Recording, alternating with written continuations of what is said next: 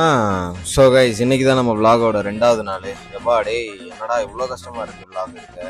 இப்படி தான் சீரீஸ்லாம் பண்ணுறீங்களோ, அதுவும் 100 150 நாள். Hats off to one and all. எந்திச்சு எல்லா இடத்துலையும் கேமரா செட் பண்ணி ஐயோ. சரி நம்ம கதைக்கு வருவோம். காலையில் எந்திச்ச உடனே ஃபர்ஸ்ட் திங் H2O தான். அப்போ தான் வயிறு கரீட்டாக இருக்கும்னு நானும் நம்பி குடிப்பேன். ஆனால் என்ன கதைனா நமக்கு பிரேக்ஃபாஸ்ட் முடித்தா தான் வயிறு க்ளீன் ஆகும். மேனுஃபேக்சரிங் டிஃபெக்ட் ஒன்றும் பண்ண முடியாது. சரின்னு அடிக்கிற வெயிலுக்கு மூஞ்சில் ஐஸை வச்சுட்டு அதுக்கு மட்டும் இல்லை கொஞ்சம் டீப்ளோட்டிங்க்கும் ஹெல்ப் பண்ணும். நோட்ஸ் எடுத்துக்கோங்க. அப்புறமா இன்றைக்கி பார்த்து காலையில் ஜிம் போகிற நிலைமை வந்துச்சு. அதனால் என் தங்கச்சி வாங்கின பை ஒன் கெட் ஒன் சன்ஸ்க்ரீனில் கெட் ஒன்னை நான் தூக்கிட்டு பை ஒன் அவ தலையில் கட்டினேன்.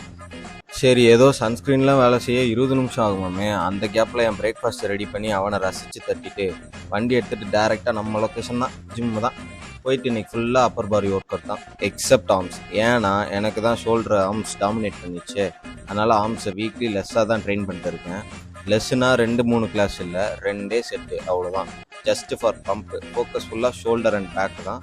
அப்புறம் செஸ்ட்டில் அப்பர் செஸ்ட்டு ஒர்க் அவுட் எல்லாம் முடிச்சுட்டு லைட்டாக பம்ப் செக் பண்ணிட்டு அவ்வளோதான். என்னோடய ஃபுல் ஒர்க் அவுட்டை கேப்ஷன்ஸில் கொடுத்துருக்கேன். மறக்காமல் ஃபாலோ பண்ணி சேவ் பண்ணிக்கோங்க, இல்லைனா மறந்துட போகிறீங்க. வரட்டா.